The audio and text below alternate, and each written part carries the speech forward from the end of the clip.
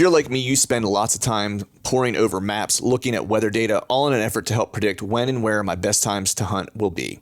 It'd be nice if there was a reliable source with all this information in one place. Enter the Spartan Forge app. Unlike some other predictive apps on the market, Spartan Forge was created from military combat intelligence experience tailored for hunters, and stands at the nexus of machine learning and white-tailed deer hunting.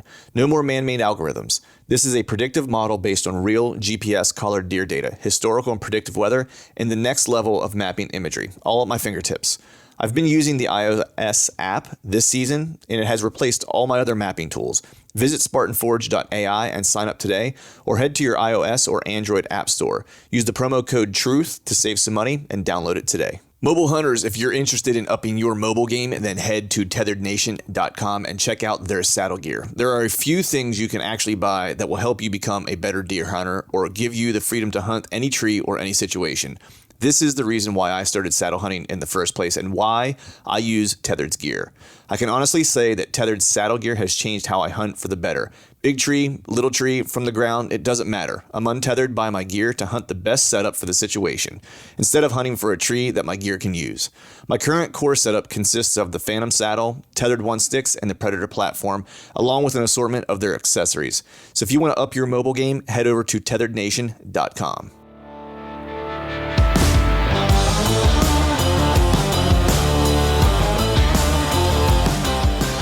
Welcome to the Truth from a Stand Deer Hunting Podcast, brought to you by Spartan Forge. I'm your host, Clint Campbell, and you're listening to episode number 335. Today I'm joined by my buddy Kevin Vistisen, and we're talking quality of life over quantity of life. So stay tuned.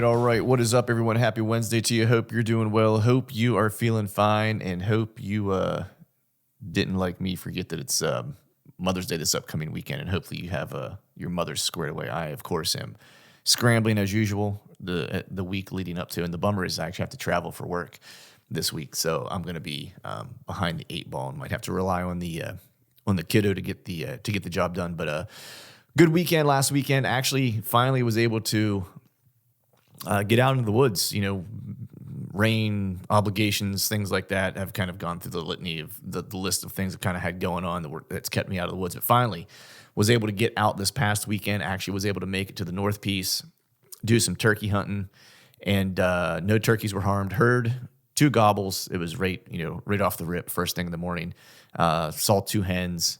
But the bigger news of the day was I found a shed, which I never find sheds, and I found a shed in a spot that was the first time I hung a camera in this particular area. I had a camera that was close by this area, so like usual, my turkey hunt turned into a deer scout. I was mainly scouting for deer. I got up in the morning, heard a turkey off the rip, and he went quiet, so I didn't even bother with him anymore. And I went to like an area that I had some cameras I needed to pull. And ran into some turkeys, or a couple hens while I was in that area. And so I just kind of meandered my way to the different cameras I needed to check in the areas that I wanted to scout throughout the morning, and found a shed, like I said.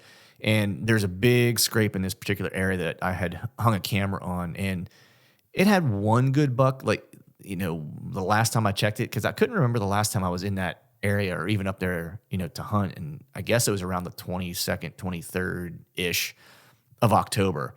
I made 2 trips last year, and so I checked this camera, and there is 2 just hammers on this camera, and so it was kind of a nice find, and a couple younger up and coming bucks. So it was a nice find to find the shed there, because I know that they're spending time beyond just kind of checking the scrapes in that area. And I kind of had assumed it was a traveled area, and this last kind of pass through while I was turkey hunting, I think I put a couple of the puzzle pieces together on how to hunt that area and why I found the shed where I found it, and the bucks that were coming into this scrape, or just traveling this route in general, be it whether it was a shooter or not, where they were coming from. And so I think I know how to hunt it. Now, the trickier part's going to be how to get in there, because it's a little bit of a hard access. It's not going to be super easy to necessarily get in there to hunt it the right way without boogering stuff up. So But I think I have a plan for that as well. And then I basically spent the rest of the day kind of checking cameras. And the one area that I had checked, and I had kind of backburnered this piece for a long time because there were good deer on camera. I would get great summer pics, and I didn't have a ton of cameras out over there.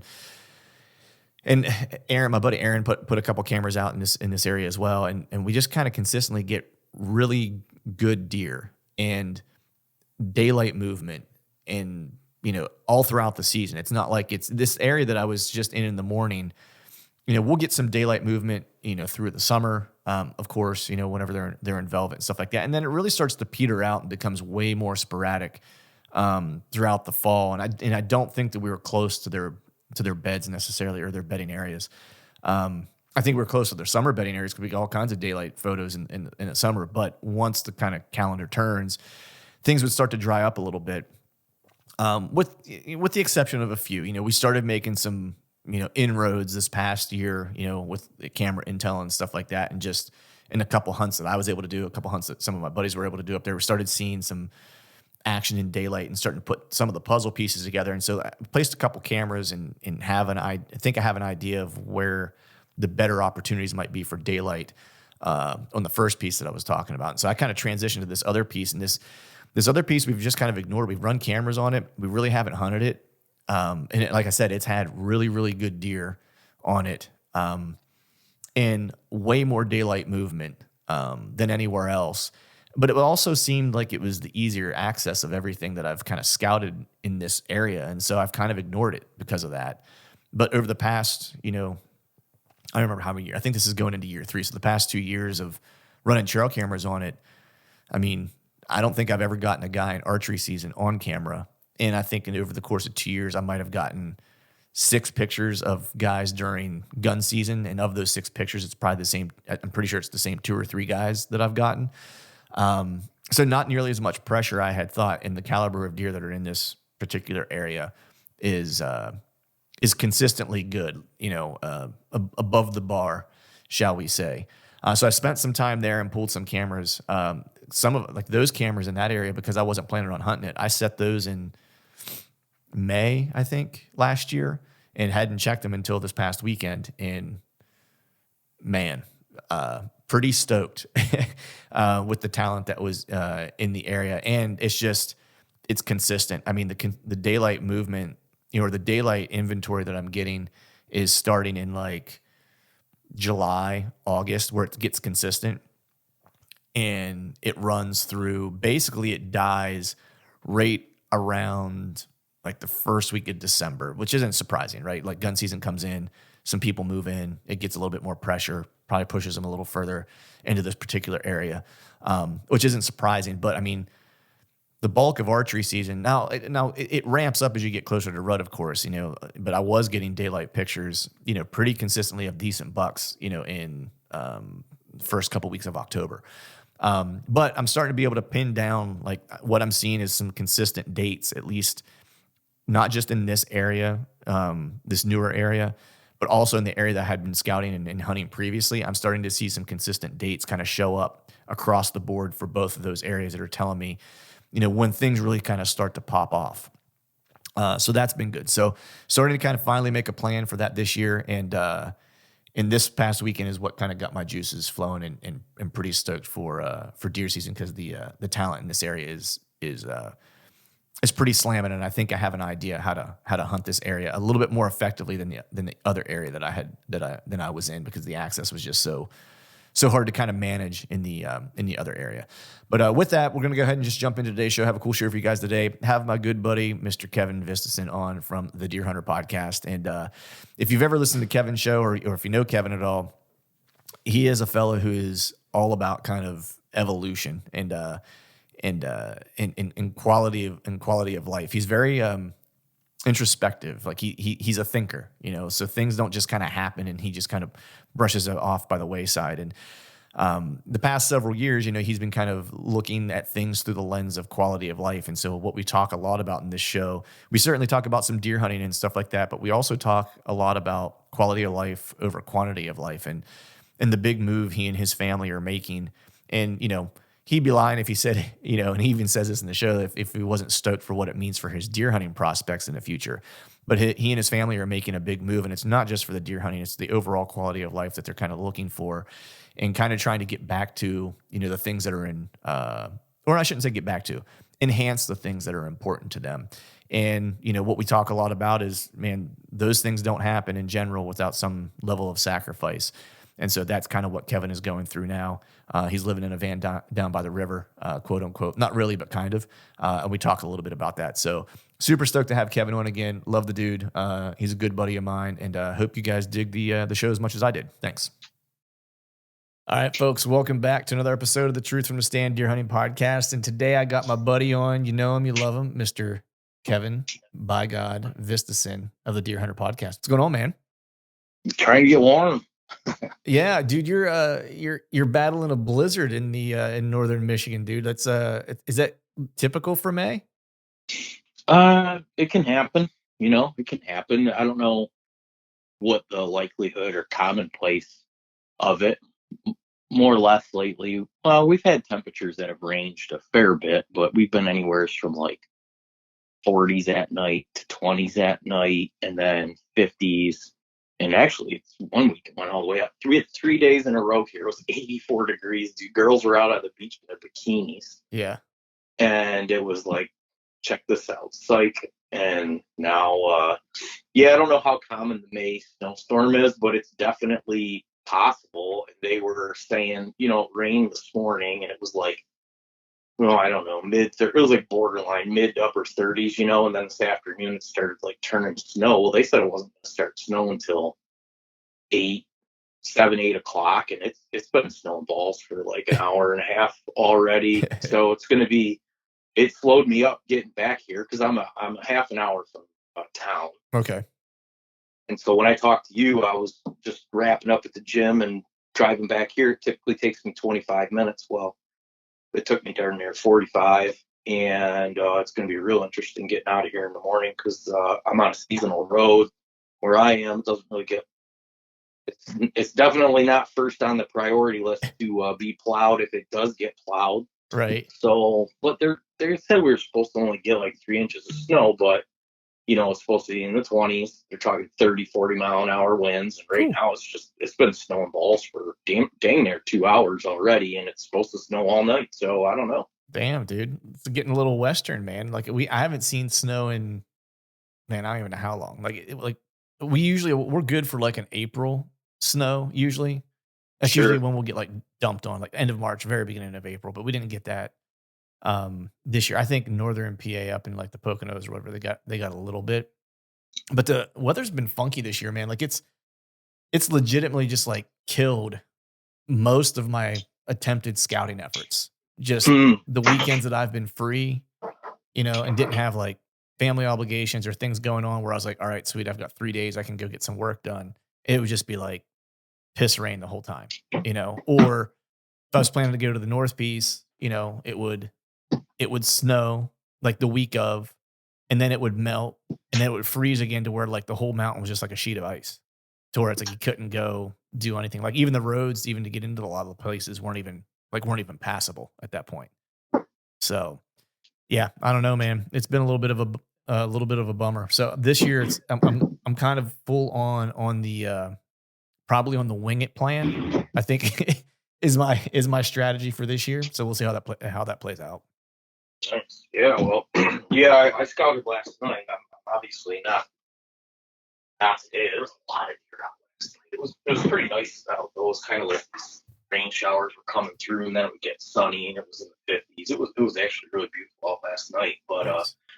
I did not see a single deer out on my drive home today. I'm sure they're all hunkered down, as am I. But I'm at an extended stay camping trip, so I turned I got a propane. It's basically like a wood stove. It's a box stove with 2 burners in it, and I'm just using 20-pound propane tanks. So long story short, I don't run the heat all day when I'm gone to work. Yeah, I have it off. It takes a good, like today, it'll take a good 30, 45 minutes for it to start. Well, I mean, I just now stopped seeing my breath from when I got back here, which was about 30 minutes ago, so we're on the upswing. But I just stretched my cord out, came over here so I could kind of actually settle in here by my stove and have some nice heat. And I poured myself a little bourbon on the rocks, and I'm looking out the windows now, out to the woods, and snow's coming down. It's actually quite nice. Nice, man. Nice. Yeah. So, yeah, man, for those that maybe don't know, you know, so you're making a big transition. That's one of the things I wanted to talk to you about. Like you're going through, you're quite, I was thinking of you today because I knew you and I were talking today, and we were texting last night, and you were like, yeah, let's podcast on Monday. You know, you where you're at, you're like the bears and the raccoons and the possums aren't much for conversation. So a little human contact would be good. But Yeah. you're quite literally living the SNL skit "Van Down by the River" kind of life right now, right? But it's all for kind of the greater good. So, like, what's going on with you, man? Like, you're living out in the middle of nowhere. You're making some big changes. So what's happening? So, like, I guess a year ago exactly, last spring, my wife and I bought a piece of property up in northern Michigan, and it's out down a seasonal road. It's it's 25 minutes from town, so it's close to conveniences. But it's when you get out here, you're like, you might not see a car for 8-12 hours go down the road. It's very possible. And it's bordered by 115,000 acres of state forest. So it's just out here in kind of the middle of the big woods, which kind of historically know I do a lot of my deer hunting up north and enjoy deer hunting up north and like the big forest up here. But so that's where I am. And fortunately for me, I have a 1973 28-foot Airstream Ambassador, which I can go into a little bit about how I acquired, because I'm very fortunate to have it, because I needed a place to stay, because about 8 months ago, my wife approached me with like, hey, would you want to move up there? And I started thinking if that was actually possible. My wife was one of the fortunate people through the whole COVID nonsense of not having to be handcuffed to an office every day. They basically gave her the ability to work from home. And then when they started proposing coming back to the office, a lot of them were like, nah, we'll pass. Right. Like spending 2 hours of our day driving, tearing up our vehicles, all the gas money, all of our time that's not expense. Like, nah, we'll do our job from home if that's okay. So I guess that was okay. And my wife has a great job. She's just total gangster, makes great money. And so us being able to maintain her income gave us the freedom to relocate. And I'm a plumber. I'll say the best thing about being in the trades is that it's in demand and you can move about freely as you want, because you can leave a shop at lunchtime and have a job by the end of the day. You're in demand if you're a good quality licensed individual who shows up at work, gets his work done, it's clean, tidy, all that good stuff, right? Right. So we started, making phone calls and making connections and seeing what our options were. And I got real where, our realtor downstate was a friend of ours who became a friend of ours by using him for real estate for the last decade. We approached him right after, it was the Friday after Thanksgiving. We took him and his wife out to dinner and said, we're thinking about relocating. We want to sell our house. Should we start getting it cleaned up and put it on the market in the spring? What you tell me what I need to do. And he said, actually, with the way that the inventory is and what's happening, rates, he said, I think you'd be wise to list it right after the holidays. Right. So we listened to him. That's what we did. Within the first week, we had an offer over asking price. Nice. Our house was in a really nice neighborhood, and you could ride bikes or walk on the sidewalk. You'd never have to cross one street to go to the school. Right. That if you wanted to have kids. So just great neighborhood by that definition. A lot of what parents are looking for, right? Right. Sold our house right away. And then we moved in with my mother-in-law. We put our entire house into a storage unit. Thankfully, my mother-in-law lives like a mile from where we live, and she has a big house, and she accepted us moving in there.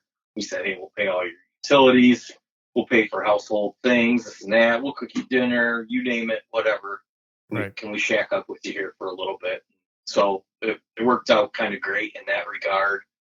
And I was only there for 2 or 3 weeks because we know from playing the real estate game we bought, sold a handful of houses.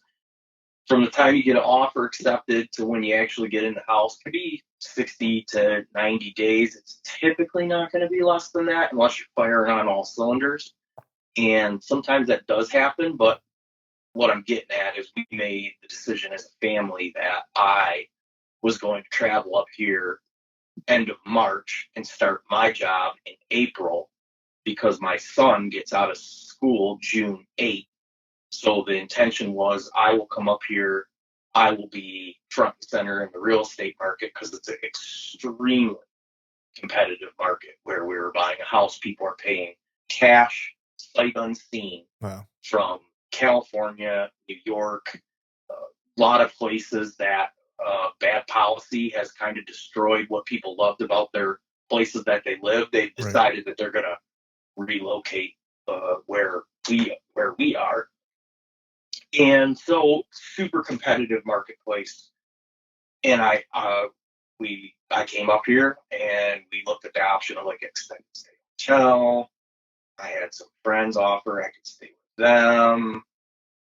There was a couple different options. We looked at maybe renting a house for like 6 months, but all of that cost money and resources that I didn't want to separate myself with. It's difficult to make money and it's really easy to spend it. So ain't that the truth?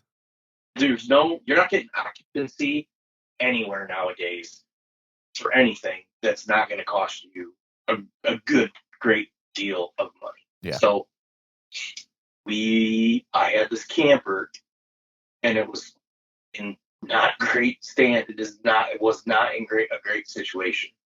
Right. But I looked at it and said, well, I could put the money into the camper and then at least it's done and I have it.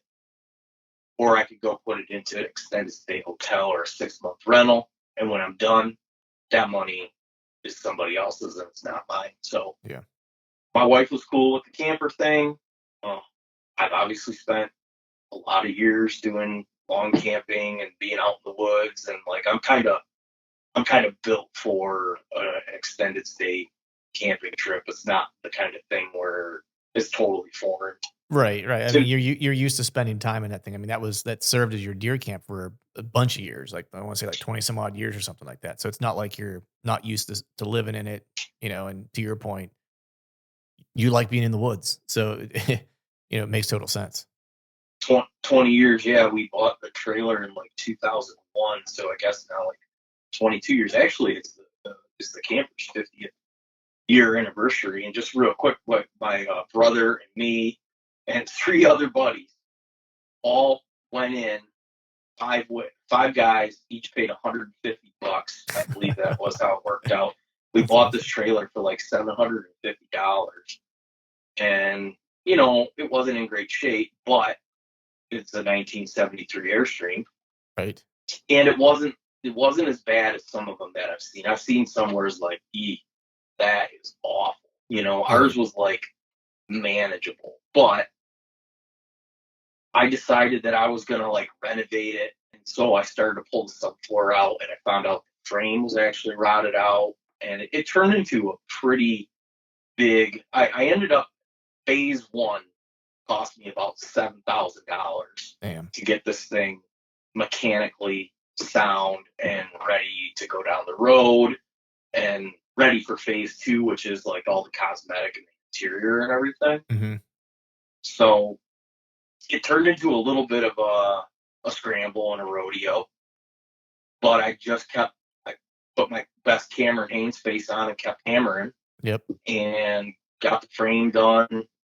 I insulated the floor, ran some new electrical circuits, put a new subfloor in, put a stove in, new air conditioner, some lights, and just got it to where I basically needed it to be, to where I could. I mean, I got like a little full. I don't know even know what they're like 30. A cart, like a fold up cheap card table. Yeah, yeah. That's like my kitchen table, and I bought like two. Like I got like two, like I guess they're like patio chairs. I don't know. They were on sale. And I got a countertop, and I got three beds in here, but one is a top bunk, and I have that's basically become my pantry. I've got all my supplements, all my vitamins, what little bit of medication, medicine, sinus and allergy stuff that I kind of do daily. And then I got all my dry good food and condiments up on that. There's no mattress on that top bunk. That's basically been my pantry. And then the bunk below that, I got some bags and some electronic equipment and a variety of things. And then I got my bunk bed. And then next to that, I got my 9mm, my flashlight. My phone sits there at night in case of emergency. My wife, I want my phone right by my head. That's obviously been the most stressful part of all this. I've been apart from my wife and kid. I've been going home, and they've been coming up here on the weekends. But my wife's really been kind of a real superhero with this whole thing, managing both the kids for the duration. But go back and trailer. I know I got a little bit off there, but so I just kind of lucked out, man. And the first week, lo and behold, the first house that we looked at, I looked at it, and I went there, and I was like, not really. And I thought about it, and my wife and I, a week before I left, the weekend before I left, my wife and I went out on a date, and we sat down, and we made a list of things that we wanted our home to have. Like these are the things that are important to us. These are the things that we want our home to have. And there was like 10 or 12 things on that list, right? Mm-hmm.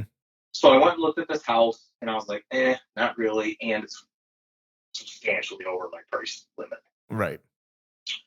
But when I went there, I noticed why it kind of was, where it was located, neighborhood, and all this. I had a lot going for it. And I told the realtor, I'm not really interested in it. And then I came home, and I looked at that list, and I'm like, son of a bitch, checks every single box. And so I called my wife, and I was like, this isn't exactly what we were talking about. But I went through our list, and this house checks. I mean, how is that possible? Right. Every single box.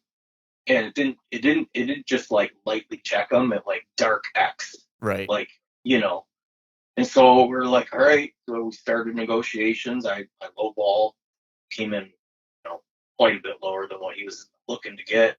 He came back, and then between there, we kind of met in the middle and split some concessions. And the listing agent and my agent are friends. Oh, nice.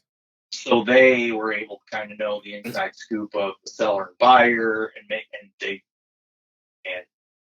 had good people working with and for me, and we were able to get the deal done. My buddy that I grew up with, he's worked as a lender since we got out of high school, and he's been there for darn near 20 years now with a big mortgage company. So he just was like totally hooked me up, got everything pushed through as quickly as humanly possible. And this past Friday, we closed on a house up here, and the seller has 2 weeks of occupancy, and I'm not excited that I capitalized. He had life got to him. Right. He had some things come up. He didn't want to sell. He had to sell. He had some debt he needed to resolve. Well, ironically enough, he's moving in. He bought some acreage, and he's moving into a trailer out in the woods in like 2 weeks, and I'm moving into that house. I'm going to start getting it ready for my family to come up in June. Right.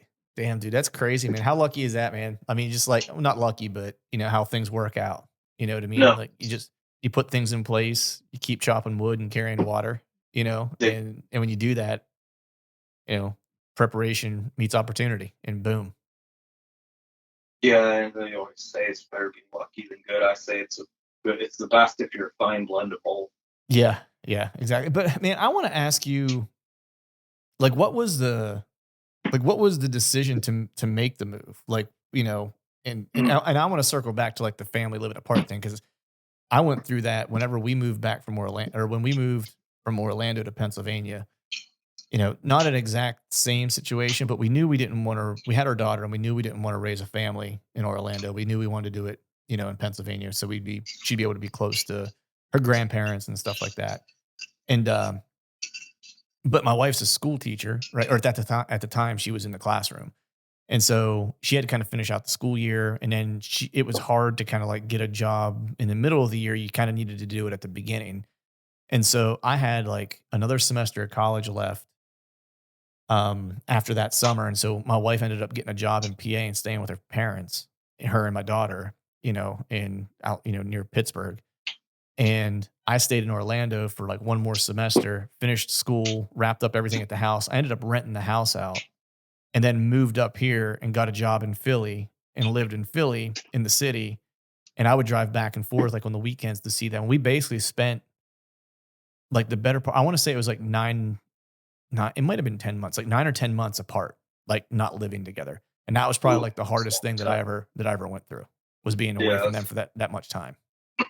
That's a long time. I was I had a lot of nerves out because like once I moved and started work, it's like, that's it. There's no like, no going back. Hey, it's not going great.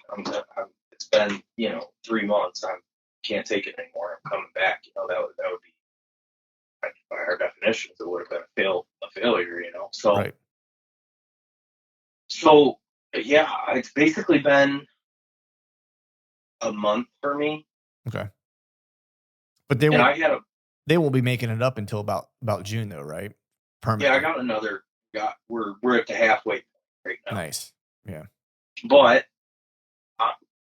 so this past weekend was the first weekend that I didn't see my kids because we had the closing schedule on Friday, and it's very difficult for us to do professional things with our children.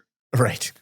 And my son had soccer on Saturday and whatnot, and my wife and I talked like we needed a couple days to like be together and hang out. And she's been with the kids just 24/7. I knew that she needed a breather, right?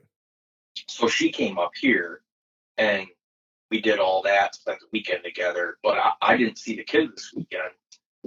So this will be the first two. It's only been, basically 5-day stretch where I haven't seen my kids. But until this will be the 2-week stretch. But I go home Friday after work.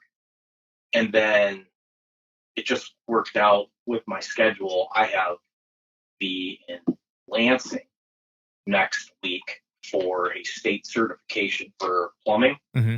And that's about 90 minutes from my house, from where my wife and kids are living right now. Right. So I'm going to be able to be with them most of the week next week, and then 2 weekends in a row.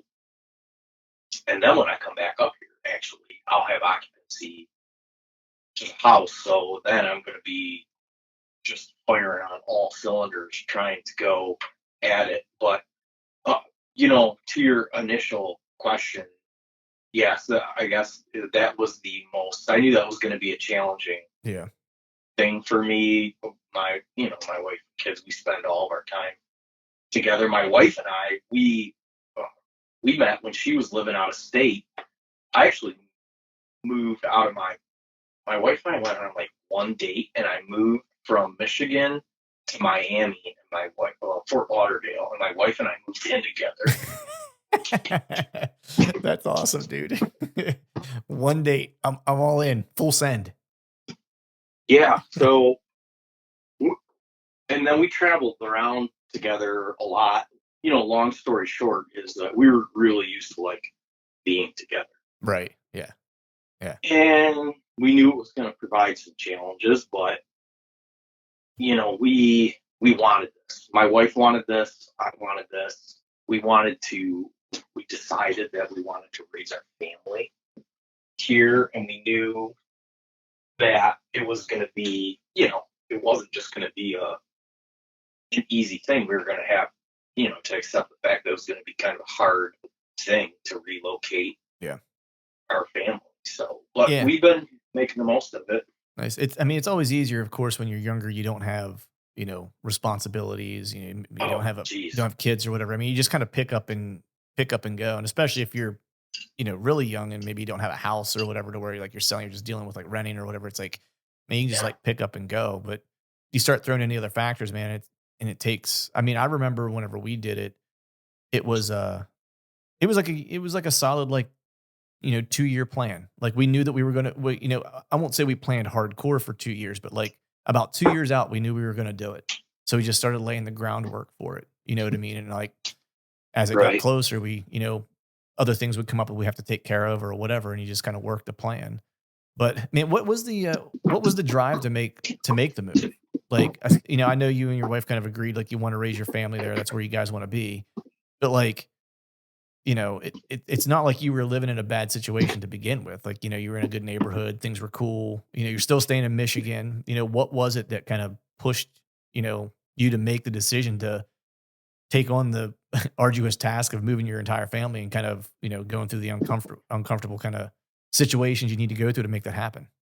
Yeah, it was quite a few different puzzle pieces that fit together to make the whole thing make sense. One is, I told you when I met my wife, she was going to school actually Boca Raton, just north of Fort Lauderdale. Right.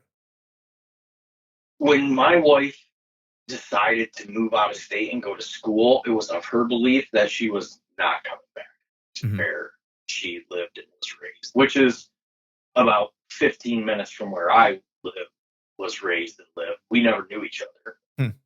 We went to different schools. We had different friends. We never knew each other. We didn't meet until after she was relocated. She just happened to be home for the weekend in between like semesters and when we met. Right.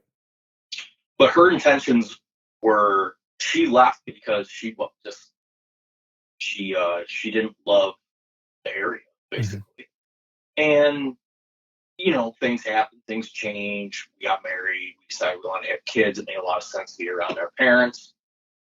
But there was always that, like, she didn't want that to be her, like, final resting spot. Right. And I really liked the area. I never had any intention of until I met my wife. I really liked where I lived in. Frankly, we had a lot of hard times and a lot of like real, argumentative conversations about like moving around and doing this and why, and Right. So, but over the course of time, I started to see some validity to what she was talking about, and then with the kids, we're always looking for things to do outdoors. We're always looking for things to do with the kids, period, right? Right. And the area that we were in just didn't lend itself to a ton of that. To for any quality outdoor recreating. I mean, the lake and the boating and stuff. I lived right off Lake St. Clair, so in the summertime it was pretty easy. There's a lot to do. Right. But as far as like state land and trails and other things like that, it lacked that. And me, to get to any quality deer hunting, I basically had to drive 3 hours. Right. I had a family farm growing up, but it got all developed around and it wasn't productive anymore. Right.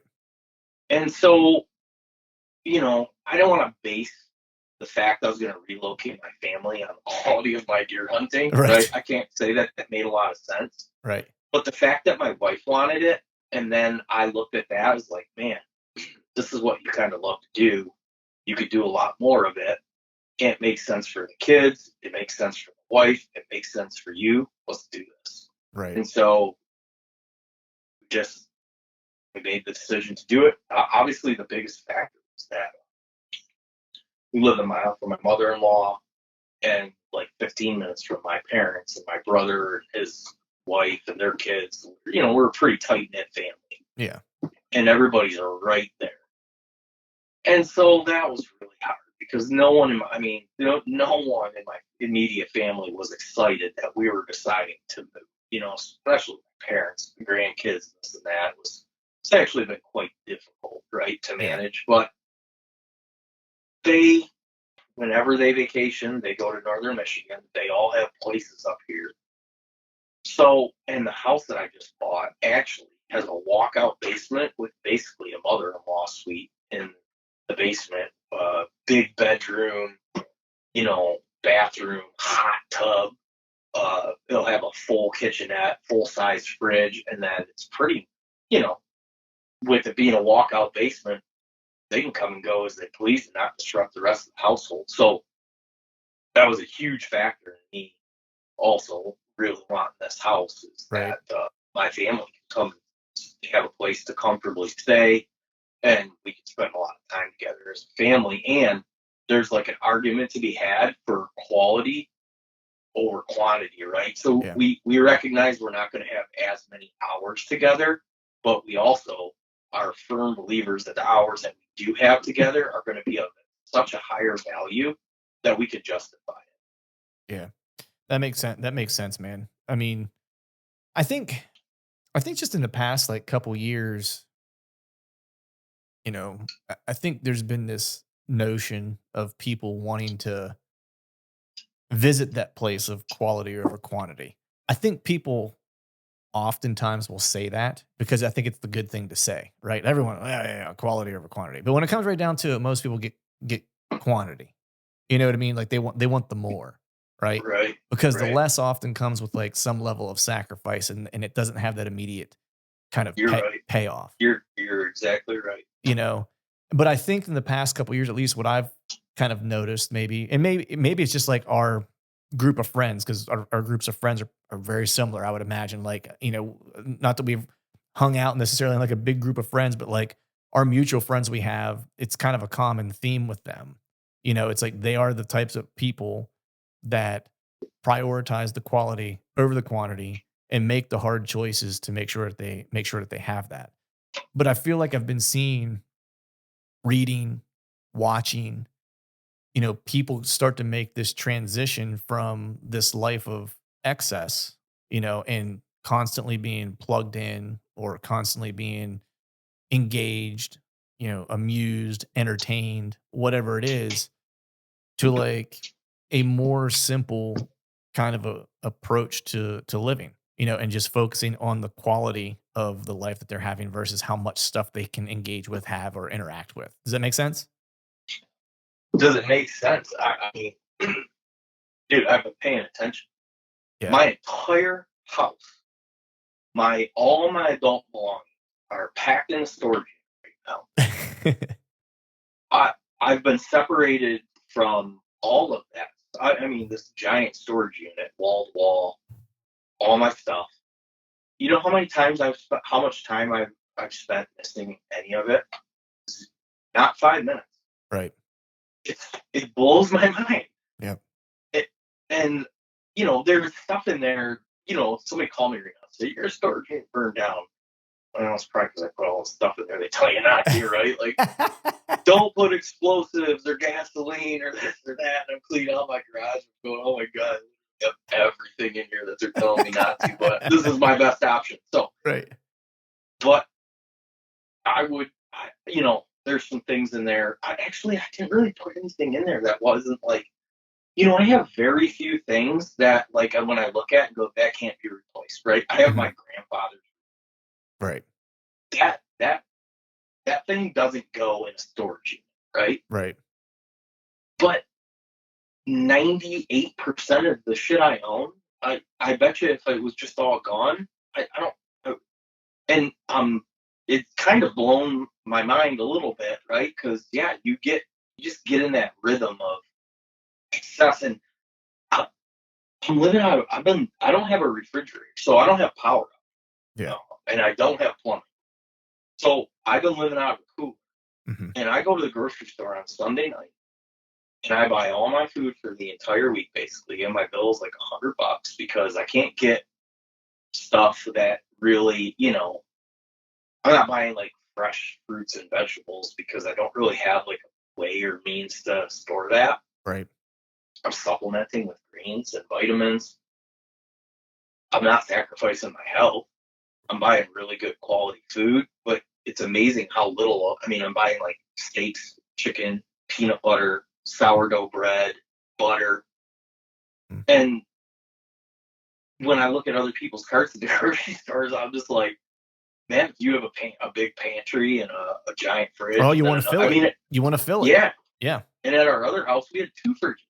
Like, it wasn't good enough to have a fridge in the kitchen. We needed a garage fridge Right. so that we could have. And yeah, it's kind of blown my mind how little I can go with and it not affect my quality of life at all. And honestly, I've been just focused on like working out and scouting. But I can't sit around because I'll go crazy right now because I do miss my wife and kids. So I have to stay busy. Right. But I knew that was going to be the case. So I kind of had a plan going into this. It was like, you're going to get up early every morning, work out. You're going to go to work. You're going to work your full day. Then you're going to go to the gym. Then you're going to come back. Then if it's appropriate, you're going to go scouting. And then I've basically been, I don't have any blinds on this camper. So I'm like kind of in like rhythm with the daylight. Yeah, man. And that's one of the things, you know, people can probably somewhat relate because they get doses of this. Like if they go somewhere to hunt and they're living out, you know, out of a tent, or even like whenever I take my travel trailer or whatever, you know, if you're out there long enough, you start to just kind of get in a normal rhythm. You know, like you typically think like, oh man, it's getting up early. It's like it's getting up early until like you start getting up when the sun comes up and you go to bed when the sun goes down. You know, and then I always come back from those trips tired because it's a, you know, those hunts can be a grind and stuff like that. You know, enjoy them, but they can be challenging. But I always come back feeling refreshed, like mentally. Like even if I'm tired physically, like it was hard, like I always come back refreshed mentally because I only lived off of what was like necessary during those 2 weeks. Like there wasn't any excess. There wasn't any extra of anything. I ate enough to keep myself full and keep going, but didn't eat more than I needed, you know, because I'm living off of whatever I brought with me, you know. To your point, it's like I'm getting up slightly before the sun and going to bed just after the sun goes down. So my body is in its natural rhythm that it's supposed to be in. It's like I'm jiving with nature, essentially. You know what I mean? It's like I'm living the way humans were intended to live. Yeah. You know, it's kind of funny. So I told you my wife came up here this weekend and we went signed our mortgage and then we decided we were going to celebrate, right? Right. So we got a room at a resort. I mean, for Friday and Saturday night, like legit super nice resort. Mm-hmm. And we did all the things, you know. And by Saturday afternoon, I was kind of, you know, we're like, where are we going to go to dinner? And I'm like scrolling through like places to eat. And I'm just thinking like, I could kind of go for a hot dog on like on the propane stove, you know, Right. and not a $16, you know, vodka and soda. Right. And it was just kind of funny after like, well, I've been cooking all my food. I cook food at night, and whatever I eat for dinner, I make 2 servings basically. So if that's steak and rice, chicken and rice, whatever I make, mm-hmm. I eat that for dinner, and then I make 2 servings, and I take that for lunch the next day. Yeah.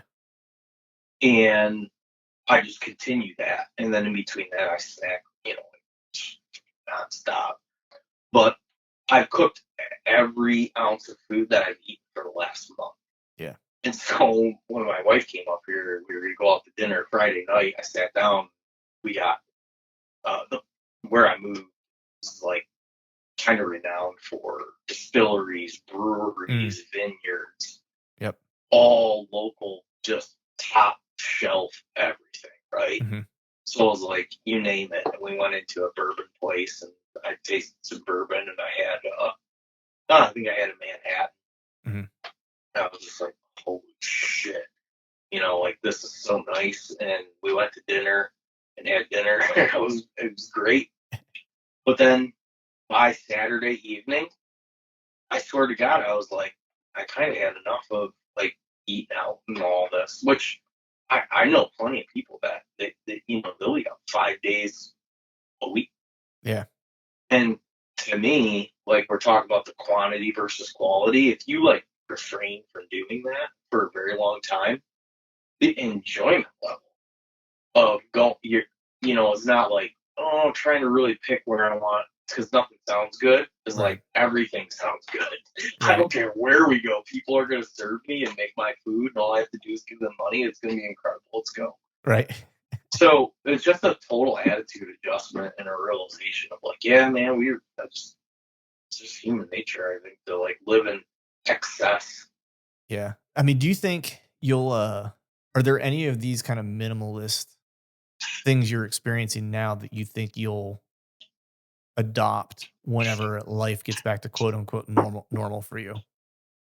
Has there been any like epiphany for you as far as like scaling things back or anything related to that? I mean, definitely the realization of like simple foods and simple meals. Mhm. Because, like I told you, I'm eating like steak and chicken and rice and bread and butter. Right. And dude, I'm gonna be 40 in July, and I'm gonna be in the best shape of my life as far as like strength, endurance, everything. You know, my wife came up this weekend. She's like, "Fuck." She's like, there was like a handful of 25-year-old guys at the pool, and she's like, "You're in way better shape than them." And I'm like, "Yeah, well, I'm not eating out. I don't get fast food, none of that. Right. And I'm Yeah. just cooking all my food." And so you've seen the photos, right, of like the beaches in California in the '60s and the beaches in California now. Yeah. Yeah. Totally. And it's totally the food thing, man. Yeah. It like really is. Like the fitness thing obviously is active lifestyle is important, but with what you eat is a total thing. And I'm very guilty of eating out of boredom. Mm-hmm. But I haven't given myself an opportunity to be bored up here. And frankly, I can't. It's like, oh, you need to like turn your computer on. You have a fucking carry generator outside, put gas in it, start it. I have to Right. put my jacket on. I have a port on, like the Ruby Sue thing. Like, I can't wait till we don't have to put our coat on and go to the bathroom. That's awesome, man. But I hear you, dude. It's like, I just turned 45, and I'm in probably the best shape I've been in. Probably barring like my mid 30s whenever I was like doing a lot of just training in general, but I would say I'm even in probably better shape than I was then. Like I'm probably in the best shape I've been in since since I wrestled in high school. I would Oh say. yeah, you've been grappling like crazy. I mean, there's no, Yeah. there's no like doing that, not being. Well, I mean, you could do it not being in shape, but you're not going to get too far. But Right. obviously, I see you're placing in tournaments and winning tournaments. Like you got to be in good shape, Right. best shape. Yeah. Yeah. And that's the nice kind of like side, benefit of it is like you do some hard things, you make some hard choices, and the thing is like I didn't do anything crazy. Like I literally like cut down on my peanut butter consumption because I got a problem with it. I got a real problem, like a real peanut butter problem. And just kind of like tightened up my diet a little bit. Like I didn't change what I was eating because I always like was eating good foods. I was just eating, to your point, out of boredom, like too much, and so Right. I just got into like a mode of portion control, like set times to eat and stuff like that. And that was really all it took, man. But I know so you're getting in good shape. You got a lot of extra time, right now, and you're using it to kind of like get into kind of, the best shape that you've been in a long time. But you're also still prepping for a marathon, aren't you? Is that still like on the docket? Actually, I think just officially like this week, I'm going to exit out. Oh, you're going to exit out? Yeah. So there's two primary reasons, right? And I've been going back and forth on this. Is like, this part of me is like, hey, don't not accomplish this. Mm-hmm. And the other part of me is like, prioritize and execute, right? Right. Like what takes priority? And about a month ago, 6 weeks ago now, my son and I were throwing a football around in the backyard, and I stepped into like just a shitty sinkhole and sprained my ankle. And it's not healing. Right. It won't get better because for a few reasons. One, because my day job requires me to do physical activity up and down stairs, carry heavy stuff. There's no just staying off of it. That's Right. not an option. Yep. 2, what I'll do is I'll like give it like 3 or 4 days. It'll feel good enough, and then I'll go for a run, and it'll be like, dude, your ankles. What are you doing? But I get some, Iron Maiden going, Yeah. and the adrenaline gets going, and they're like, don't, keep hammering. Yeah. You can push through this. Yeah, it's all mental, right? Right. Until you get back, and it's that cools And, off, and it's you're purple like, yep, and it's throbbing. it's not all mental. Yeah. No, there's some reality involved. Your ankle's sprained, and you just ran 8. I've been running 8-9 miles. Damn. And I sprained ankle, and so it just won't get better. And so 2 things happened. The realization, I was out a few days ago and I was scouting, and I wanted to go somewhere, and I was like, my ankle's killing me. And I thought right then and there, if I had to drag a deer out of here right now, I couldn't do it. Right. And I thought, I'm not going to be put in that position come October or November, because I wanted to prove that I could, do this. Right. That's not my priority. I care less. If they said right now, if you have the option between shooting a medium quality buck this fall or winning the marathon overall, I would take shooting a medium quality buck. Right. The marathon means nothing to me. It was a forced thing to make myself lose weight, basically, and I don't mind doing it. I don't mind running. I like doing it a little bit. So, but here's the other major factor. I started this new job. Lo and behold, I get the on-call schedule for emergency. Mm-hmm. My first on-call rotation is that week and that weekend. Oh man. Yeah. So I'm like, I went in and I'm like, hey, looking at the schedule here, just a heads up, I paid for this marathon. I've been training for it for like 4 months. I kind of plan on doing this. What can happen? And it's Memorial Day weekend, so it's holiday weekend. Yeah. So, like, good luck getting anybody to be like, oh, I'll cover your holiday weekend emergency shift. You know? And you're totally Plus, getting an emergency call that day. And I'm the new guy. Yeah. And I was like, is this really the way you want to, like, start off some relationships? Like, hey, I can't work my first emergency weekend. It just all, I was like, don't fight it, man. Just go with it. Like, Right. This wasn't your plan, but now it's your plan. This makes more sense. You don't have nothing to prove.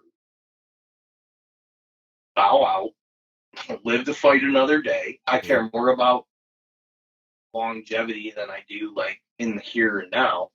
And if I'm doing the marathon thing to improve my health and I'm hurting myself health-wise, that's an ego thing, in my opinion. Yeah. Yeah, that's interesting, man, because, like, I'm just listening to kind of like what you were going through, like thinking through all that. And, like, not to be like hippy dippy, but I've been like reading books on like meditation and presence and things like that. It's weird in a very kind of odd way. Like jujitsu kind of brought me to that. It's like one of those things where I've experienced some of that, or that like wanting to be closer and more in nature, more in tune, like through hunting. Right. And that was kind of, but it was weird because like I grew up doing it and I never really thought of it in that light until I got older. So it was always still had like this like component of it that was more of a traditional thing that also kind of had this component, of, a spiritual meditative kind of aspect to it whenever I wanted it, but it wasn't all that all the time. Right. And like the beatings, I guess, that I take on the jujitsu mats and stuff like that, and just kind of being more open to, different approaches to things. Cause that's kind of like what jujitsu teaches you. It's like, man, if you aren't open and humble, like you're going to have a rough go, you know what I mean? Like it's going to be rough.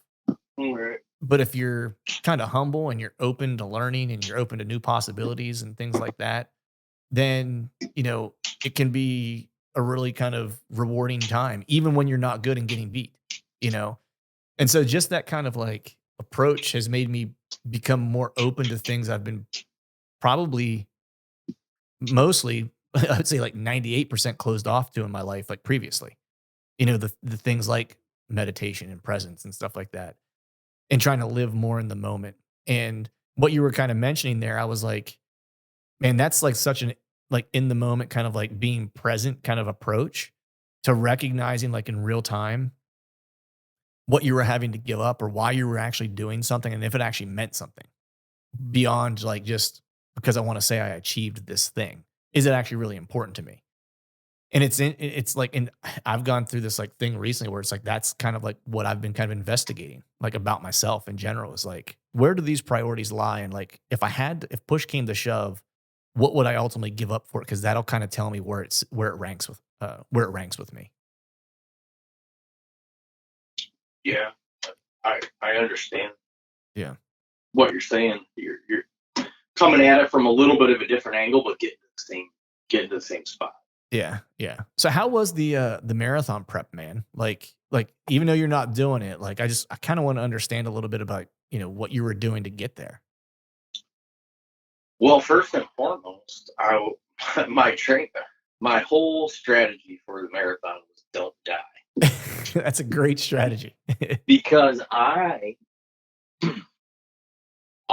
give a little humble brag. I'm fast. Like in a 40-yard dash, I can run it. I bet you right now I could run a 4.9. Nice. But as far like running a mile, where people are like, yeah, I ran a 6-minute mile. I'm like,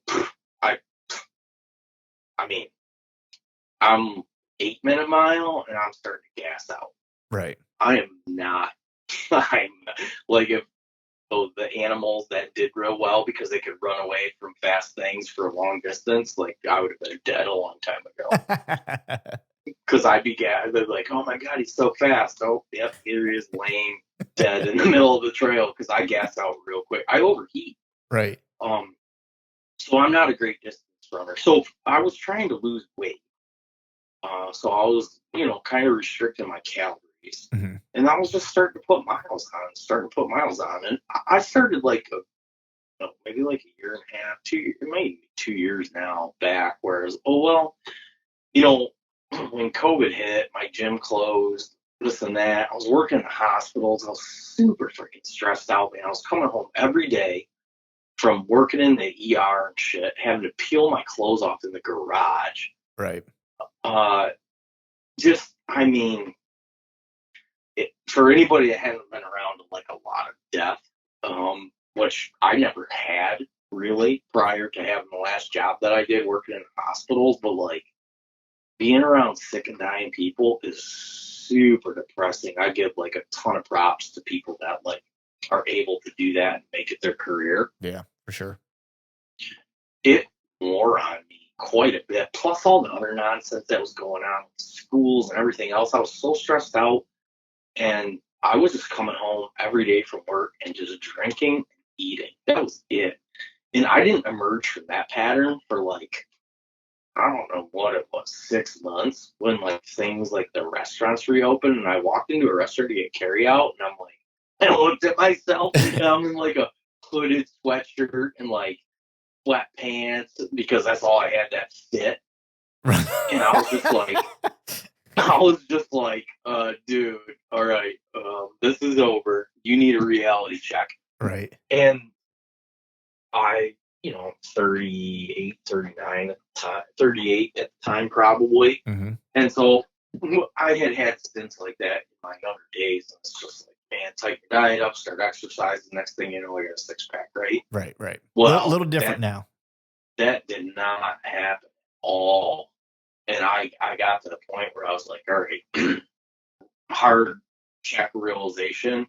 There's no more bouncing back and forth between being in shape and not being in shape. Like, you're going to have to make this your lifestyle and commit to it and stay on it if you want to be in good shape. And my wife's like kind of a fitness nut. We eat super healthy food. So I didn't really have like an excuse. And I just started getting back on the rails, a little bit here, a little bit there. Really stop eating processed foods. That was probably like the biggest thing. And then uh, started going to the gym and running when I didn't want to. Like historically, I'd go when I wanted to, Yeah. and that was probably the hinging factor of having the discipline to go when I didn't want to go. I never really did that in the past, and I didn't need to. Frankly, I was young enough and had good enough genetics, whereas like if I just went when I wanted to, and I would see results too, you know. So like I'd kind of feel on that, but it got to the point where I was like, all right, you're gonna have to go when you don't want to go, and I just kind of made that a thing. And you know, now a couple years later, it's like, all right, I'm in good enough shape where I could run a marathon right now if I needed to. Like last summer, I ran 16 miles, and it hurt, but I did it. Right. And I did it with no training, really. I mean, it was just kind of one of those things. And my wife's a way better runner than me, dude. It's embarrassing. Yeah. I swear to God, one more random asshole has to comment about how far, I'll be running with my wife. He's like, oh, you're going to catch up to her. And I'm like, yeah, I know, shut up. But it's always the case. She's a great runner. I'm just not a good distance runner, but I smoke her ass in a sprint. Right. And so, I don't know, man. It was kind of one of those things too. Is like you're not really this good at it, so maybe you could focus a little bit of attention on it and get better at it. But in the here and the now, doesn't make a ton of sense for me. So I'm kind of idling down, and I might do it next year. I don't. But right now it doesn't make sense. Yeah. I was just gonna say, man, like there's no sense, or there's no, time frame. There's no sense of urgency. There's no sense of like I need to do it right now. But I would almost bet money on the fact that you will probably run a marathon in the not so distant future. Just because it's like you've already kind of done the prep for it, you know what it kind of takes to do it, and when the time is right and it makes more sense, you're like, yeah, you know what? I'm gonna run a marathon. You know what I mean? It's like, and it'll just happen. Yeah, I say there's no sense of urgency, but I had definitely a rude awakening this year when my grandfather passed away. About like I'm historically I'm a bit of a procrastinator. I kind of have to stay on top of myself. I'll procrastinate. Yeah. And I'm very fortunate that I made it to like 40 years old basically and haven't lost a real direct loved one. Right, my mom's parents passed away, but I was so young. Right. And I spent such limited amount of time with them that it wasn't like a huge impact on me. But like my dad's dad, we grew up on a farm together. I worked for him. Like, dude, I started working with my grandpa when I was like 10. He paid cash, Yep.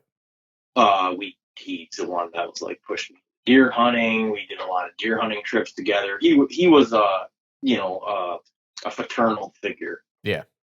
To me. And then, this year he passed away, and I'm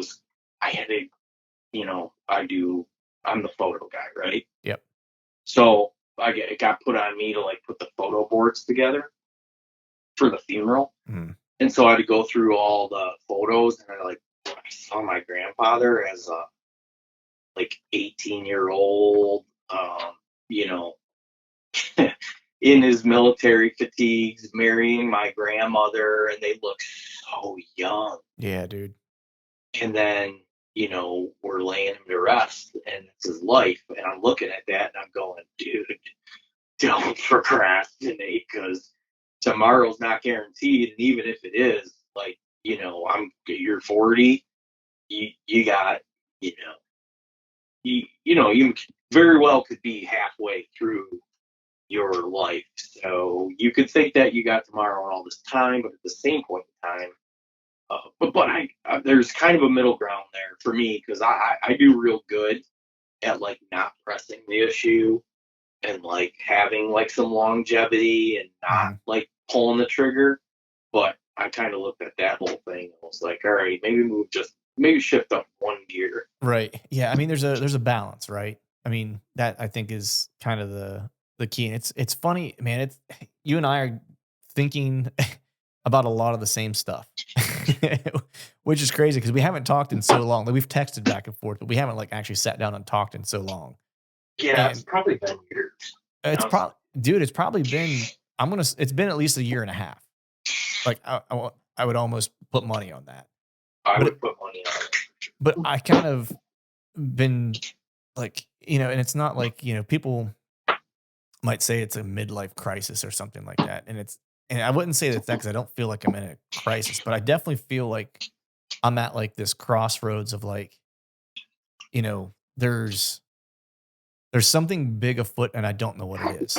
You know what I mean? But I feel like I need to do a lot of uncovering and just looking in different places that I've not looked before to find what like those next opportunities are so I don't waste time. You know. And that doesn't mean like, gonna set sail and sail the seven seas or travel. Like it's not necessarily like that. And it's not, abandoning family or whatever. And quite frankly, it might be being more committed to that than I've ever been, you know. But I've been thinking a lot about the whole like the death aspect of things as well, and just trying to think about it in a different way, because I mean, it's like we're always scared of it, right? But the people who aren't scared of it is like are the people who've like done the stuff that they want to do and kind of lived like no holds barred. It's like those people. It's like when it's their time. Like I was watching this show, and they were interviewing this woman who had terminal cancer, and I want to say she was like 27 or something like that. And I think she was diagnosed the first time like when she was like 20. And they were talking to her about, and now she's stage 4, like, just, they don't know how much time she has. It's like, it's up in the air. It could be tomorrow. It could be like 6 months from now. Like, we don't know. And her approach and view on things was so different because she knew like from the moment she got that diagnosis to like whenever her time is up, like there's not a wasted moment. Like it's all just doing the stuff that she's passionate about doing. And I was just like, man, it takes us having like a wake up call. Most people takes them having some type of wake up call to snap them into that mode. Like, why don't we get there sooner? And it goes back to what we were talking about earlier. It was that we spend so much time valuing the quantity over the quality, right? And then there's something usually happens that says all of a sudden now quality is the most important thing, and it's shed away like all the peripheral and just focus on like the things that are in front of us that are important, and it's double down on that. And I don't know, it's interesting to kind of hear you talk about it, man, because I've kind of been in the same kind of place. I don't know what it means, but I'm open to the possibilities and I'm interested to see what how things unfold in the next like couple years. I think as you come to age, there's a new value put on the time. Mm-hmm. You kind of recognize that it's not forever. You start seeing that, especially in a scenario like where you loved one. You're like, yeah, this doesn't last for forever. So you start like really valuing the time, especially when you have kids. I was just going to right? say that. Yeah. Yeah, especially when you have kids, everything gets amplified. And then one thing that I really come to realize is like, how just like, I always, when I was younger, was under this impression that everything was just like proof, durable. And now I've come to a realization where I'm like, life's so like you you could be not responsible for getting T-boned at 60 miles an hour and killed today on work. And it changes the course of not just your life, but everybody that loves you. And that happens. I don't know how many times a day that happens just in our country, but it's a lot, right? Yeah. Like it happens. So, and I've been really like thinking about this stuff a lot because everything right now has been really going good for us, and I know that that's just not how it's going to stay. Right. Like, we're on this like lucky streak, right? And then it just doesn't stay that way. So things have been going so good that I'm even hesitant to like have any level of celebration because it's just like you know it's going to come back at you, right? And Right.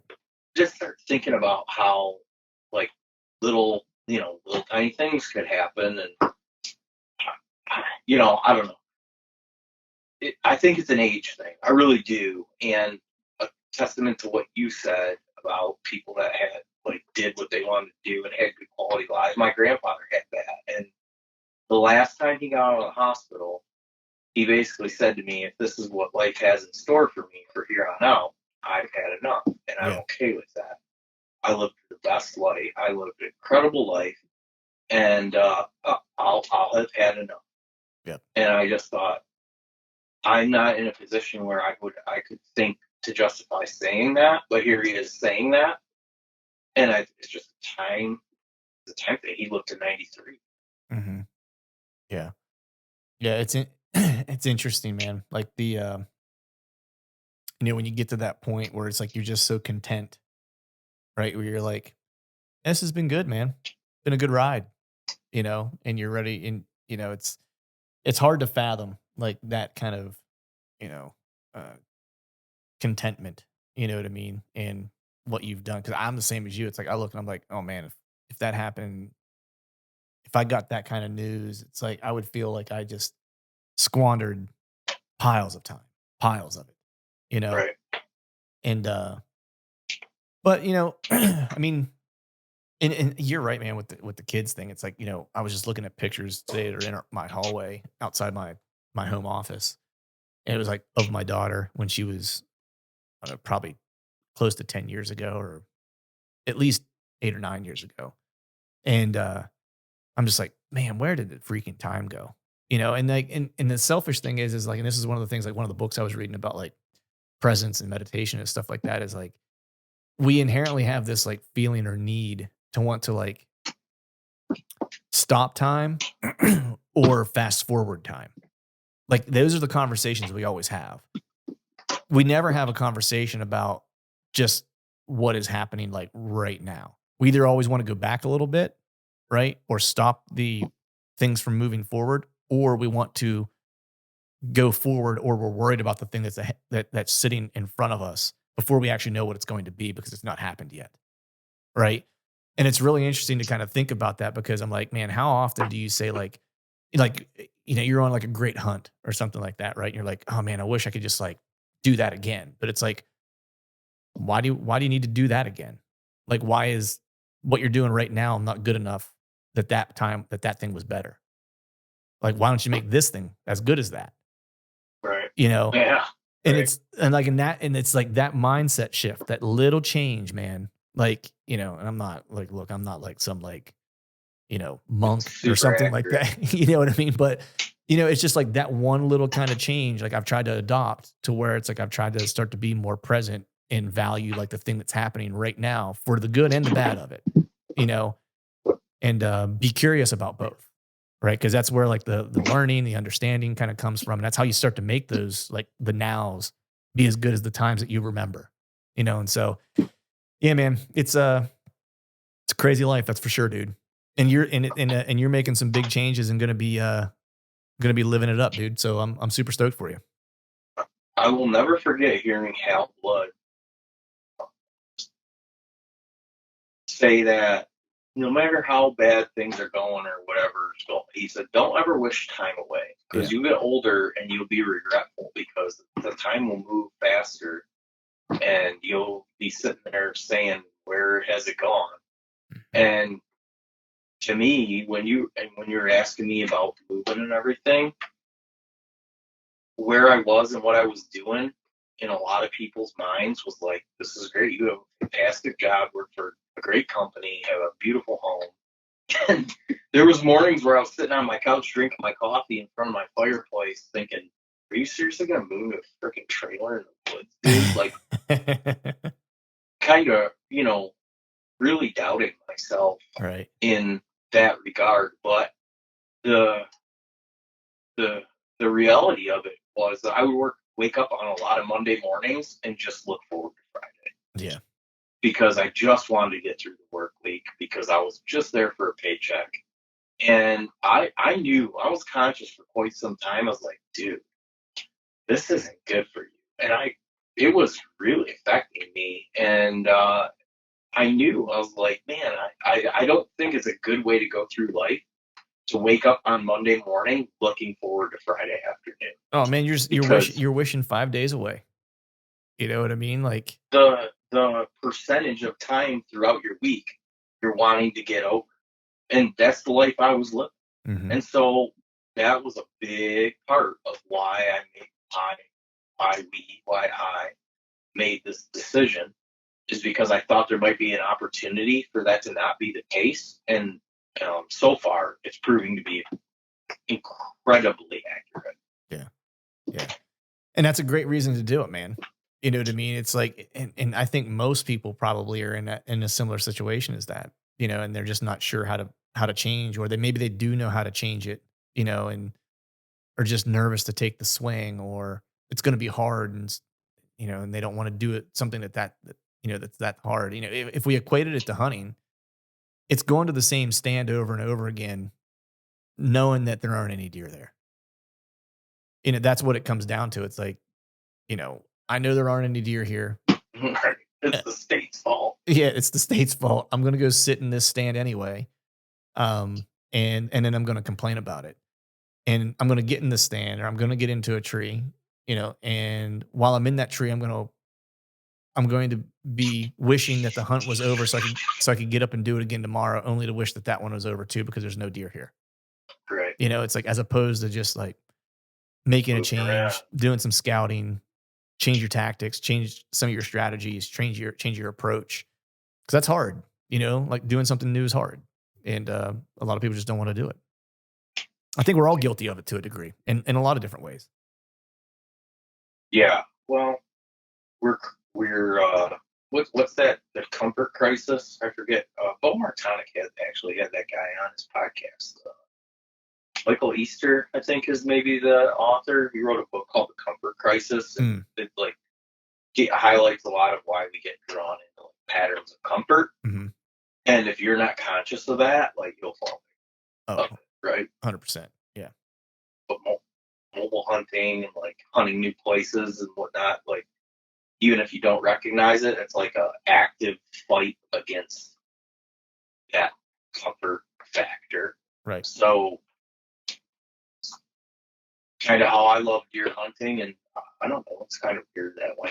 Some of my hunting approaches have carried outside of hunting on how I handle my other business, and that mentality has been, proved to be very effective.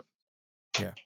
Yeah. And I think, that mindset shift is important. Like when you start to value the challenge, right? And it's all in how you kind of frame things. Cause, there was a while where I was, like I'd mentioned earlier, it's like my scouting has been not what it usually is for a bunch of different reasons this year.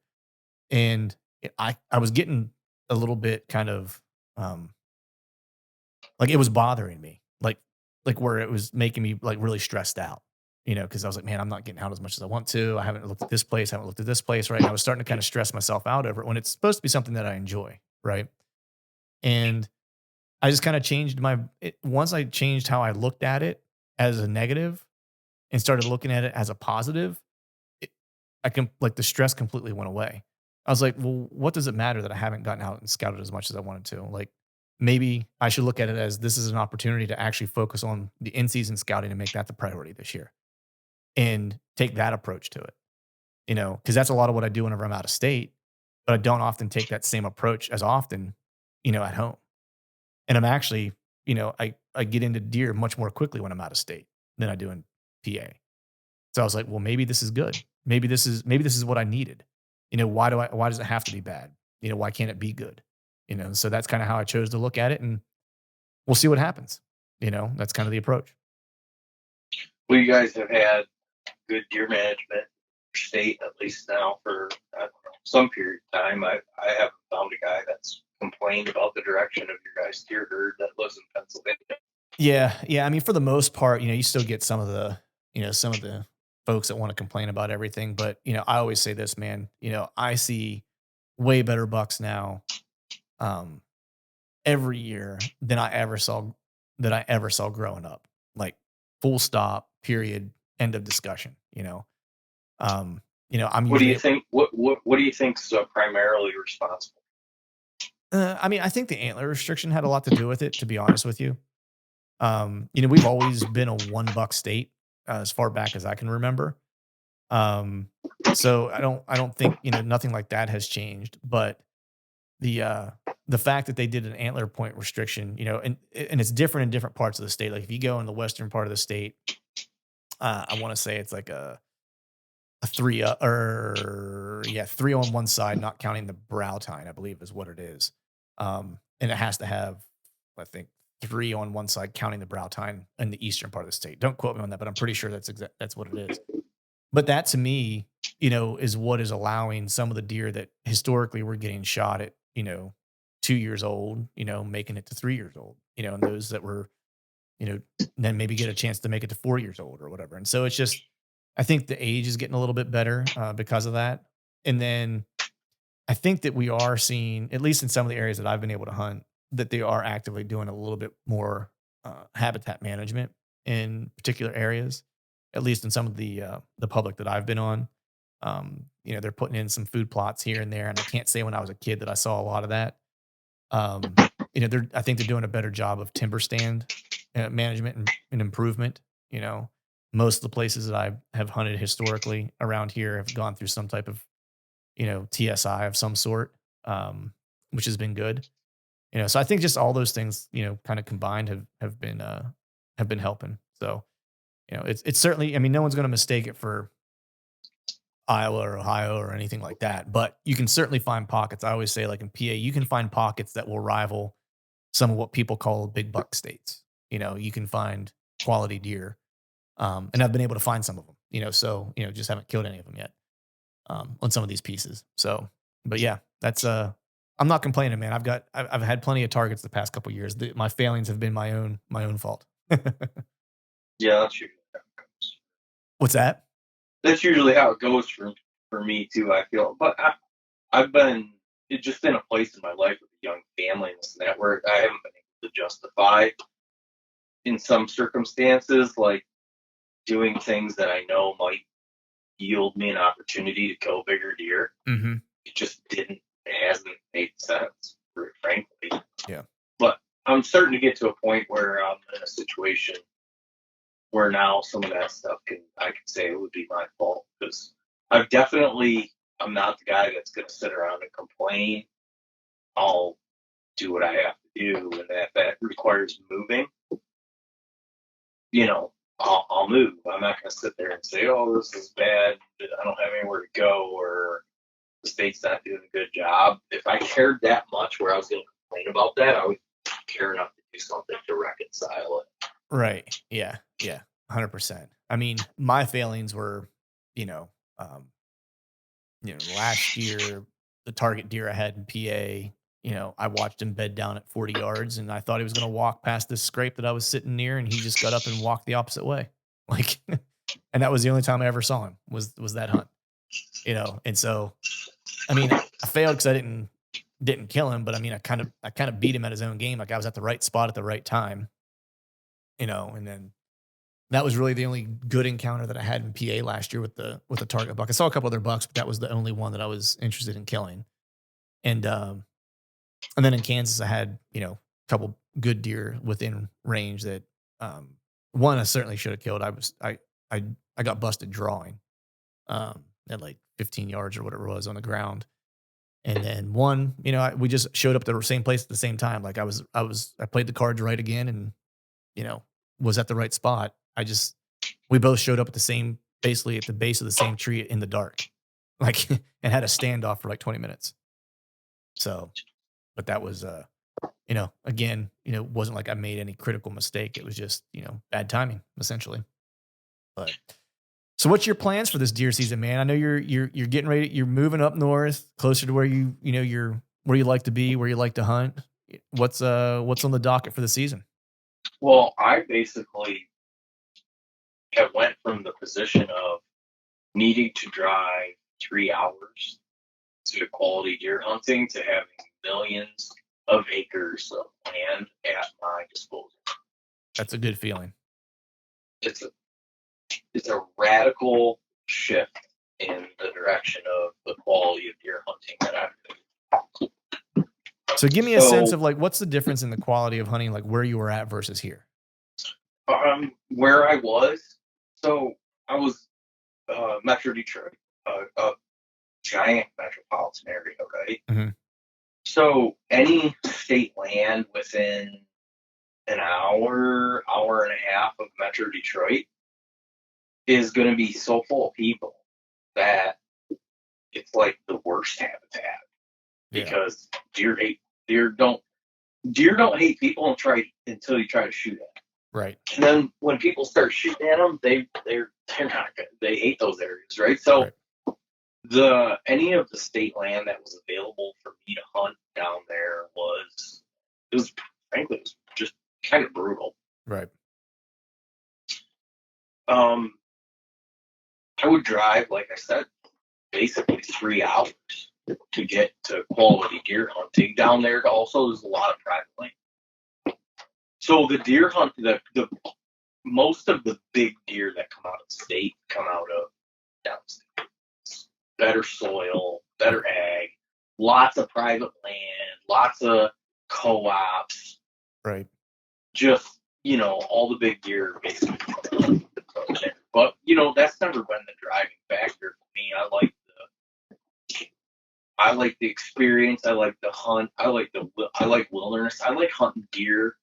I would rather shoot a basket rack 8-point on a hunt where I was out in the middle of the wilderness and didn't hear anything but chickadees all morning than shoot a 150-inch deer and had to listen to a neighbor's leaf blower run all night. To me, that is stressful and it's not fun, and I don't enjoy it. And maybe that's a little bit of an exaggeration. 150-inch deer is a giant deer, but you kind of get my point with that. It's never been the determining value factor for me. Right. Is big deer. For me, it's more of like, I don't want to see people. I want it to be quiet. I don't want to hear people noise. I don't want to hear cars. I don't want to hear traffic. I don't want to hear lawnmowers running. I don't want to hear cars going up and down the road, people shouting. I just want to hear birds, ravens, and things coming through the leaves. Right. And so I've been able to get that up in the North Woods. And that it's just always been a thing to me. And the mystique and the nostalgia of the expansionness of the landscape always has me hoodwinked. Yeah. That there's a big one right around the corner. That's right. Because how couldn't there be? There's so much area for them to get lost. How could there not be a giant that has just managed to stay away from people with all that land for enough years to put age on? You know what I mean? Think about that. I thought that way so dead set until I got cameras. Started running a lot of cameras, and I'm like, oh, the reason you're not killing a bunch of big deer is because there aren't any.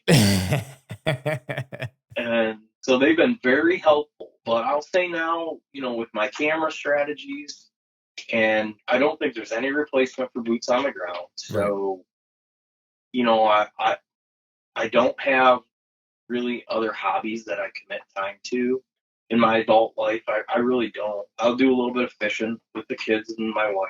Mm-hmm. But other than that, everything else has kind of been gone by the wayside. If I have a day and I can either scout for deer or turkey hunt, I'm gonna scout. Yeah. Yeah, that's kind of where I'm at too, man. It's turkey season just opened for me. It was a pisser, so I didn't get out. But anytime I turkey hunt, it turns into a deer scout, like inevitably. I always just kind of joke and say I take my shotgun for a walk in case I happen to hear a gobbler. That's kind of the nice thing about up here too, right? You can actually do both things productively. Yeah. Yeah. You could go for a long walk and just call and look at some stuff. I have a lot of friends up here that like to trout fish. Yep. And they're really good deer hunters because they walk river bottoms all the time. Yep. I was out trout fishing and I found this giant carved out pathway through the river bottom right here with giant signpost rubs, and they do real well. But a lot of times it's because, like I said, there's just no replacement for being in the woods and having boots on the ground. And thankfully, with what I have going on right now, that's one of the opportunities that was provided to me is that I would have some time to be able to scout way more than what I've ever had in the past. Right. And some of the areas that I love to hunt the most, like I drove to one last night, is an hour and 10 minutes. Nice. Versus 4 hours and 15 minutes. It took me 4 hours and 15 minutes to get to that spot from my house. Now it's an hour and 10. Right. What's the closest you'll have hunting to where you're gonna be living? Is there something you'll be able to get to that's like quote unquote out your back door kind of thing? Where I'm gonna be living, probably the closest that I would have to me would be like,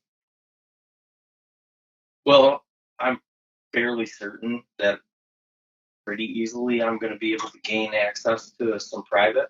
Oh, nice. Because there's just a bunch of farms. Mm-hmm. And they're like working farms that don't like deer. Right. So I think there would be an opportunity for me to, like, within 1 mile of my house, be able to have some quality deer hunting. But as far as like good state land, 15 minutes. And then for like, to like get to like where I can just have everything is like 35 minutes. Yeah, that's nice.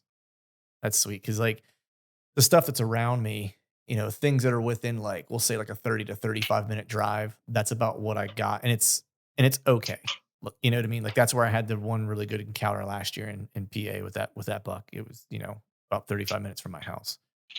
And usually I'm able to find, you know, anywhere from 1 to 3 quality deer that I'm willing to kill. You know what I mean? Like in a given year on all the cameras that I might run locally and all the scouting that I'll do locally and stuff like that. It's like I might come across anywhere from 1 to 3, you know, different bucks that I have an interest in trying to shoot. Doesn't mean I'll only shoot those 3. I'm an equal opportunity, you know, arrow slinger. If something comes by that I like that I haven't seen before, I will shoot that one. I don't have to know that deer to kill it. But, you know, if I'm willing to travel just, you know, to the North Piece, you know, that's a 2-hour hike. The quality of the hunt and the quality of the critter go up exponentially. You know, and so I try to make it up there as much as I can because that's really where I like to be. It's big woods too, like you. I like to be in the areas, you know, where I don't see other people, don't hear other people, and because I live outside of a metro area too, so stuff that's local to me, you know, of course, gets pounded as well. You know, so always dealing with that. But man, I might have to make it out your way one of these days to do a hunt, dude. Well, I'll have a place to put you up now. Yeah, I'm gonna be staying at Casa de Vistasin. Well, part of the whole back to, you know, way back a little bit, backtracking on our conversation here. The whole thing that got this thing in motion was us loving this lifestyle, and we bought this property that I'm camping on right now. We had to prioritize and execute, right? So we just had to buy our primary residency, and then we're going to be right back on track as we plan on building a vacation rental here. And it's going to be, you know, basically a modern day twist on outfitting. Mm-hmm.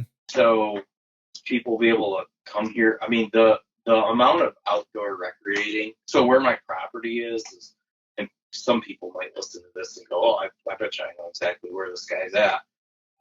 If anybody ever, and if they want to, like, listening audience should take just a minute and Google Torch Lake. Mm-hmm. It's in Michigan. It typically will come up high place. Best 10 most beautiful bodies of water in the entire world. Nice. Like if you did that Google search, 10 most beautiful bodies of water in the world, it's going to place in the upper 5 in pretty much every article that you're going to pull. Nice. It's 10 minutes north of me, and the river tributary comes down to me. I have a boat launch 1.5 miles from here to get into that river tributary for that chain of lakes, and it's like this. It's all sand, Bahama waters, like blue and turquoise. It's just absolutely stunning and beautiful. On top of all the state land, canoeing, kayaking, trout fishing, you name it. It's mountain biking. Millions of miles of ORV and snowmobile trails. So for outdoor recreating, we figured this to be the bullseye. Nice. And so we bought this as an investment property. We're going to hopefully break ground in the fall. We're going to build a vacation rental that'll be all set up to basically like, you know, you go on a big camping trip or hunting trip. I don't need to tell you, you got to take a lot of stuff, right? Yeah. And then if you're a family and you have kids and you want to go do that kind of thing, I mean, I think it sways a lot of families away from having to do all that after you've done it once or twice. Yeah. You're like, dude, that is so much work. But if you could just show up to a place that already had everything that you kind of needed, and then you just leave and somebody else cleans up after you. Yep. Then That's the ticket. might be onto something. So, you know, Airbnb, VRBO are all real popular now with people, and we recognize the value in that when we started vacationing as a family. Mm-hmm. So a big part of why we're coming up here and what we're doing is to have this place here, and you know, I'll have it for friends and family that want to come up for, you know, a weekend, provided that, you know, the place isn't booked out. Yeah. We'll obviously keep some weekends for ourselves as well, but right. Yeah, when you say like come up there and visit, like, yeah, I kind of intend for that to be the case, because we're talking about life being short, this and that. Like, I don't want to talk about things like this. I want to do things. That's it, man. That's it, dude. I think with that note, bro, I think that that's the perfect place to kind of wrap this thing. I don't want to talk about things like this. I want to do things like this. I think that's the perfect kind of sentiment to end this chat on, man. It's good for me because I'm watching some serious amounts of snow build up on my roof and awning here, looking at that going, that's probably not structurally designed for that. So I might need to attend to that. Right. Well, let's get you out of there, man. So you can tend to your structurally not sound awning, so you make sure that thing doesn't collapse. But before you get out of here, let folks know where they can find out more about what you got going on.